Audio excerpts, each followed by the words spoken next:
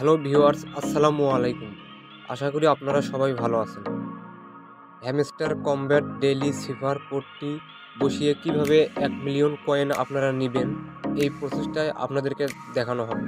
তো আজকের কোডটি হচ্ছে DAG। এইবার একবার লং ট্যাপ, দুইবার শর্ট ট্যাপ করলে ডি লেখাটা এখানে চলে আসবে। তো আমরা এখন ডি লেটারটি এখানে নিয়ে আসবো।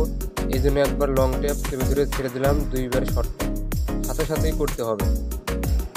দ্বিতীয় লেটারটি হচ্ছে এ। লেটারটি নিয়ে আসার জন্য একবার শর্ট ট্যাপ, একবার লং ট্যাপ, একবার